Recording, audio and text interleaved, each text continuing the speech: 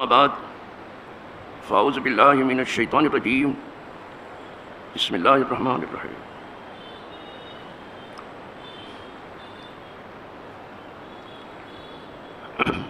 وعن مالک بلغہ ان علی ابن ابی طالب و عبداللہ ابن عباس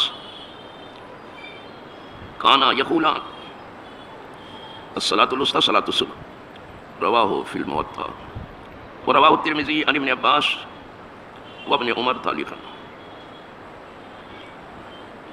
وعن سلمان سمعت رسول اللہ صلی اللہ علیہ وسلم یقول من غدا الى صلاۃ الصبح غدا برایۃ الایمان ومن غدا الى السوق غدا برایۃ ابلیس رواہ ابن ماجہ۔ الحمدللہ رب العالمین۔ باب و فضائل الصلاۃ کی تیسری فصل سے میں نے ابھی 2 حدیثیں پڑھی ہیں اور اسی پر تیسری فصل بھی ختم ہے۔ اب اس کے بعد اذان کا بیان آ رہا ہے۔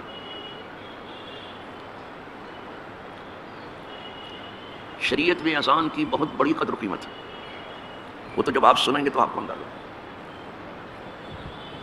اور مؤذن کا بہت بڑا مرتبہ ہے۔ مؤذن کو کوئی ملازم نہ سمجھے، بہت بڑی اونچی پوسٹ پر ہے۔ جب سب لوگ اپنی طرف لوگوں کو بلاتے ہیں تو مؤذن سب کو اللہ کی طرف بلاتے ہیں۔ ایسا کہ نہیں ہے بات، اپنی طرف تو بلا ہی نہیں۔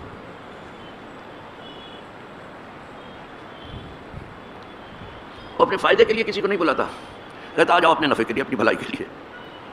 اور وہ کلمہ جو ہم دھیرے دھیرے پڑھتے ہیں، اشہد ان لا الہ الا اللہ واشہد ان محمد رسول اللہ، ہم دھیرے دھیرے پڑھتے ہیں، وہ زور سے پڑھتا ہے، گویا وہ اپنے ایمان کو چھپاتا نہیں ہے، اعلان کرتا ہے۔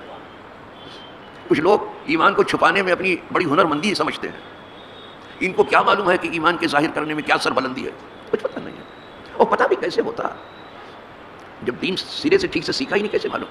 اب تو کوئی کہیں سیکھتا ہے تو سمجھتا ہے کہ جس سے سیکھ رہا ہے اس پر احسان کر رہا ہے، کچھ نہیں ہے، سوال ہی نہیں ہے۔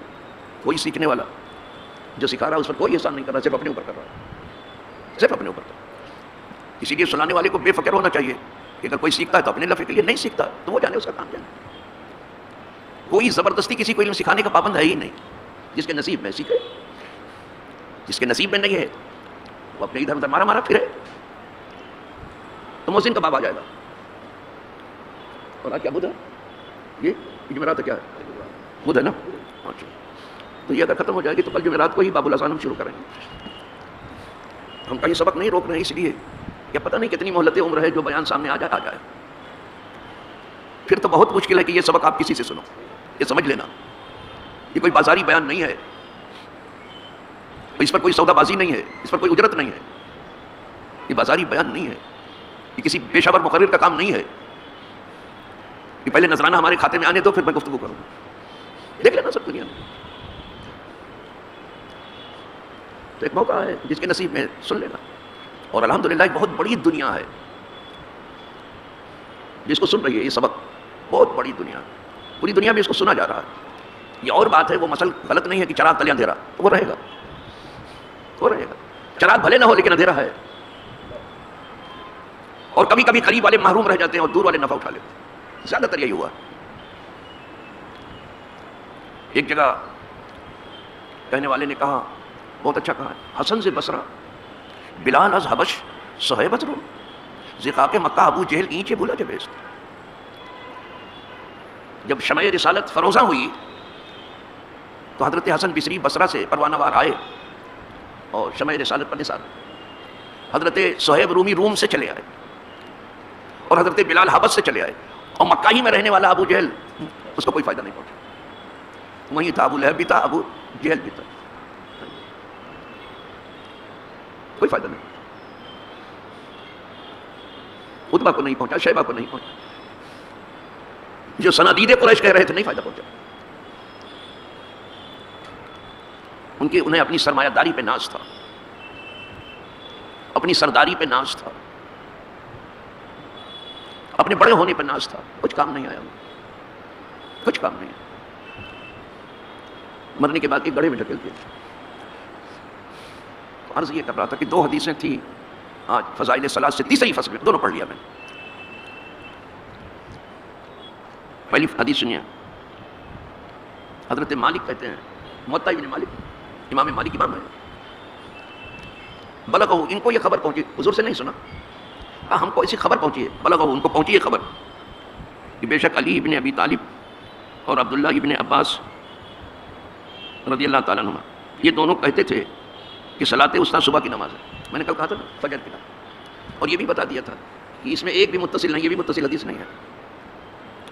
کہتے ہم کو یہ خبر پہنچے, پتہ نہیں کون خبر لایا کون نہیں لایا تھا. آج بس, لیکن اتنا ضرور ثابت ہوتا ہے کہ فجر کی نماز بہت وزن تو رکھتی ہے. اس بیان سے اتنا تو ثابت ہے کہ فجر کی نماز بہت زیادہ وزن رکھتی ہے. اگر یہ صلاۃ وسطیٰ ہو فجر کی نماز تو 2 رات کی نمازیں ہو گئی, یعنی مغرب اور عشاء, اور 2 دن کی نمازیں ہوئی, ظہر اور عصر, اس کے بیچ میں 5 نمازیں کل ہے نا, تو جو 5 نمازوں کے بیچ میں آئے وہ اس طرح درمیان, اگر یہ ہو تو. لیکن فجر کی نماز بہت وزن اس لیے رکھتی ہے, یہ وہ نماز ہے جس میں رات کے فرشتے اور دن کے سب موجود ہوتے ہیں. آدمی سستی سے بستر پر پڑا رہے تو الگ بات ہے, فرشتوں کے یہاں کوئی سستی نہیں, نہ سونا ہے نہ ہونا ہے, صرف بندگی کا, نہ کھانا ہے نہ پینا ہے, نہ لڑائی ہے نہ جھگڑا. کبھی سنا کہ فرشتوں میں جنگ ہوئی؟ شاید جنگ زمین والوں ہی کے لیے مقدر ہے کیا؟ یہ زمین پہ جو آیا جھگڑا کیا, اور انبیاء اسی لیے آئے کہ جھگڑا مت کرو, جھگڑا مت کرو, لڑو نہیں, پڑھو. پڑھانے کے لیے آئے, کہتے تھے لڑو نہیں پڑھو, اس کی پہلی سورہ بھی اقرا ہے, پڑھو. تو وہ صرف پڑھانے کے لیے آئے اور جھگڑا ختم کرنے کے لیے. اتنا جھگڑا کیا, ختم کیا, فرمایا وصلح خیر, صلح اچھی چیز ہے, جنگ اچھی چیز ہے. لیکن کوئی مانتا ہی نہیں, جنگ خود سے کرتا ہے, تو اپنے دفاع کا حق سب کو ہے. یہ جو امریکہ بہادر کبھی کبھی کہتا ہے کہ اسرائیل کو اپنے ڈیفینڈ کرنے کا حق ہے, تو کیا صرف اسرائیل کو ہے؟ ساری دنیا کو اپنے ڈیفینڈ کرنے کا. آپ کی نظر میں صرف اسرائیل ہی آدمی ہے, باقی سب بھیڑ بکری ہے. یہ نگاہ ہے امریکہ کی. جس کی یہ نگاہ, اس کی غلامی میں جو ہے, اس کے پاس کیا خدا ترسی کی نگاہ ہوگی؟ وہ کیا نگاہ والا جو ان کے غلام ہے. یہ تو آقا کی نظر ہے, صرف ان کی نظر میں اسرائیل ہے. یہ تو پوری دنیا کو, سارے جہاں کو اپنے ڈیفینڈ کرنے کا حق ہے. اور جو صوفیہ کے یہاں صلح و سلام کا مشن آگے آ گیا ہے, تو وہ یہ بھی سمجھ لیں کہ صوفیہ کو بھی اپنے ڈیفینڈ کرنے کا حق ہے. ڈیفینڈ لیس آپ نہ ہو جائے کہ دنیا آپ کا تعارف اس طرح سے کرائے. امریکہ جو ہے صوفیہ کا, صوفیہ سنیوں کا, آج جو صوفیہ ہے وہ ڈیفینڈ لیس ہے, اپنا بھی دفاع نہیں کر سکتے. یہ کہاں حضور نے کب سکھایا ہے بابا؟ یہ کون سی صوفیت ہے کہ اپنا بھی دفاع ہم نہ کریں؟ سب کو قدرت نے دفاع کہا دیا, دفاع کہا دیا. اپنے کو ڈیفینڈ کرو, بچاؤ, اپنی جان کو بچاؤ, اپنے مال کو بچاؤ, اپنی عزت و آبرو کو بچاؤ, اپنے کنبہ قبیلے کو بچاؤ, اپنی قوم کو بچاؤ, اپنے ملک کو بچاؤ. ڈیفینڈ کرو, سب کو ڈیفینڈ کرنے کا, اس پر کوئی ملامت نہیں. لیکن ان کی نظر میں صرف اسرائیل ہی جو ہے آدمی ہے, اور کیسا بھیڑ بکری ہے. اور وہی بھیڑ بکری والا معاملہ بھی وہ کرتا ہے. عرب دنیا کی کوئی میٹنگ OIC کی ہوتی ہے میٹنگ, تو چائے پانی پی کر کے اہل مغرب کو سونپ دیتے ہیں کہ آپ کچھ کرو. بولے میں کچھ نہیں کروں گا. اچھا پھر مجھے بڑی مایوسی آپ سے. یہ دھندا چائے پانی پی کے رک سکتا ہے. تو کسی نے کہا کہ یہ OIC نہیں, OIC ہے. یہ OIC نہیں ہے. کیا بنائی ہے آپ نے؟ ملیشیا کے کسی صدر نے کہا تھا, نام نہیں لے رہا ہوں, پتہ نہیں نام مجھے یاد, اللہ کا نام یاد ہے تو بھول جاتا ہے نام. اس نے کہا تھا, جب تک صدر سے نہیں تھا, جب صدارت گئی تب یہ جملہ کہا کہ یہ OIC نہیں, OIC. افسوس میں دیکھتا ہوں. اور کیا کرو گے, دیکھو گے نہیں, کیا آپ اپاہج ہو کے بیٹھے ہیں؟ اس طرح سے دنیا میں زندہ رہا جاتا ہے. چلو صاحب, تو یہ فجر کی نماز کی اہمیت تو معلوم ہے, صلاۃ وسطیٰ ہو یا نہ ہو یہ, لیکن بہت اہم ہے فجر. یہ بتایا. دوسری حدیث سن لیجیے.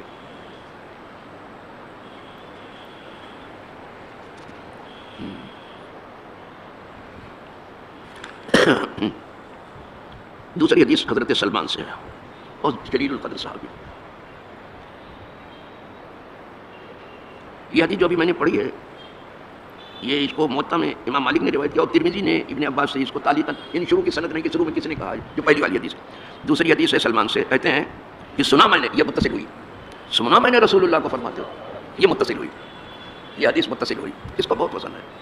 کہا یہ میرے کانوں نے سنا میں نے رسول اللہ کو فرماتے ہوئے کہ جس نے صبح کی من غدا الی صلاۃ الصبح, جس نے صبح کی نماز فجر پڑھنے کے ساتھ صبح کیسے کی؟ نماز فجر کی ادائیگی ہے. غدا برایت ایمان، تو ایمان کے جھنڈے کے ساتھ اس نے صبح کی. جنگ جہاں چلتی ہے وہاں جو ہے اس ملک کا جھنڈا بھی آگے آگے چلتا ہے. تو جو صبح کی نماز پڑھنے آتا ہے تو گویا اس کے ہاتھ میں ایمان کا جھنڈا ہے، وہ لے کے چلتا ہے. ایمان کا جھنڈا ہے اس کے پاس. بس ایمان کا جھنڈا ہے تو کس سے لڑائی؟ جھنڈا تو لڑائی کے موقع پر کہا اپنے نفس سے لڑے گا. شیطان جو مسجد میں آنے سے روک رہا ہے اس سے لڑے گا. یار جب تک اپنے نفس سے نہیں لڑو گے یہاں نہیں آ سکتے. صبح نفس کہتا ہے سو جاؤ بیٹا، ابھی رات ہے، ابھی سو جاؤ بیٹا، ابھی سو جاؤ. اور مائیں کہتی ہے میرے لال کو ابھی سونے دو، ابھی سو گیا ہے. ان کو بڑا ترس آتا ہے. تو پہلے اپنے نفس سے جنگ کرتا ہے، شیطان سے جنگ کرتا ہے، پھر مسجد میں آتا ہے. دو سے لڑائی ہو جاتی ہے صبح صبح. اس لیے کہ ایمان کا جھنڈا تو اس کے پاس ہے، جھنڈا تو فوج کے آگے چلتا ہے. کیا شان ہے صبح آنے والے کی؟ اگر پتہ چل جائے کوئی صبح کو رکے گا نہیں. جب تک میرے پاؤں ساتھ میں رہتے رہے تھے اور میرا بوجھ اٹھا رہے تھے تو چاہے گانٹ برابر پانی میں چل کے آ جاتا تھا. یہاں آ کے ہاؤس پہ بیٹھ کے دھوتا تھا پاؤں، حالانکہ دھونے کی ضرورت نہیں. اور جب اب مسجد کے دروازے تک چل کے جانا مشکل ہو گیا اور کسی موٹر سائیکل وغیرہ سے لوگ بٹھا کے لاتے ہیں، یعنی زندہ لاش ہو گیا ہوں میں، اور لے جاتے ہیں موٹر سائیکل سے. تو فجر میں نہیں آتا کہ کس کو فجر میں بیچارے کو تنگ کروں، کب میں اٹھوں، کب آئے، کب وہاں اندھیرے میں کہاں کھڑا رہے، کہاں بیٹھے. بقیہ 4 نمازوں میں آ جاتا ہوں. میں زہر میں رہتا ہوں، اثر میں رہتا ہوں، مغرب میں رہتا ہوں، عشاء میں رہتا ہوں. لیکن میں جانتا ہوں کہ فجر کی نماز میں کیا، اسی لیے ابھی شافعی میں بھی نماز نہیں شروع ہوئی، میں گھر میں وضو کر کے شروع کرتا ہوں. ایک دم سے ایمان کا جھنڈا پہلے اٹھا لیتا ہوں. صبح کی نماز پڑھنا جھنڈا جو ہے اسلام، ایمان کا جھنڈا اس کے ہاتھ میں ہے. خدا کرے ایمان کا جھنڈا بلند رہے، اسلام کا جھنڈا بلند رہے. یہ حضور سے سنا انہوں نے. اور کیا سنا انہوں نے؟ سلمان فارسی کہتے ہیں کہ اور حضور سے میں نے سنا جو من غدا الی السوق، اور جو صبح اٹھ کے سیدھے بازار چلا گیا تو اس کے ہاتھ میں ابلیس کا جھنڈا ہے. نماز نہیں پڑھی اس نے، سیدھے بازار گیا، کہا چلو نوٹ کماؤ. جو روز سنایا جاتا ہے کہ نوٹ کماؤ، صحت بناؤ، اور لوگوں کو یقین بھی ہو گیا اس کا. اور نوٹ گن کے بتایا بھی جاتا ہے کہ دیکھو یہ نوٹ ہے، یہ ڈالر ہے. سب کیا سرمایہ دارانہ نظام کا پروپیگنڈا کیا. جس آدمی کو ایک چپاتی کھانا ہے اور چند لقمے چاول کھانا ہے، وہ اتنا پریشان کیوں ہے بابا؟ اتنا کیوں پریشان ہے؟ تو جو اٹھ کے صبح بلا نماز پڑھے چلا گیا بازار، کہا وہ ابلیس کا جھنڈا لے کے گیا، شیطان کا. لیکن نماز پڑھ کی، نماز پڑھنے کے بعد اب بازار گیا حلال روزی کمانے کے لیے، تو ایمان کا جھنڈا اس کے ہاتھ میں ہے.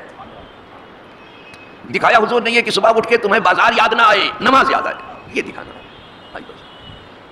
تاجر کو بازار زیادہ یاد آتی ہے نا، کہا نہیں بازار نہیں یاد آتی، صبح اٹھ کے نماز پہلے اللہ کی یاد ہو جائے، اس کے بعد بازار جاؤ حلال روزی کمانے کا. اب تمہارے ہاتھ میں ایمان کا جھنڈا. اور یہ بات پرندوں سے سیکھ لو. پرندہ صبح اپنے گھونسلے میں پہلے جو اپنی آواز میں تسبیح پڑھتا ہے وہ سننے کے لائق. میں جب یہاں بیٹھا رہتا تھا، یہاں پیچھے چھوٹے چھوٹے پرندے صبح کے وقت جو تسبیح پڑھتے ہیں وہ سننے جیسی ہوتی ہے. اپنی زبان میں یہ تسبیح پڑھتے ہیں، پھر اپنے آشیانے سے باہر نکل کے روزی کے لیے بازار کی طرف چلتے ہیں. یہ پرندے، یہ تو خیر پرندہ ہے، اس کو کہاں تم کسی باغ میں دیکھ پاؤ گے نا، باغ تک. مرغ کو تو جانتے ہو نا، صبح کے وقت مرغ کیسا چیختا ہے، اس کو اپنی جو بولی میں یاد کر رہا ہے، جسے مرغ سحر کہتے ہیں. جب مرغ سحر ہو تو یہ پالتو مرغ مراد ہے، اور جب مرغ چمن بولا جائے تو بلبل مراد ہوتا ہے. تو پرندہ بھی پہلے خدا کو یاد کرتا ہے، پھر روزی کی فکر کرتا ہے. اللہ ایسی سمجھ ہمیں بھی دے دے. وآخر دعوانا ان الحمد للہ رب العالمین.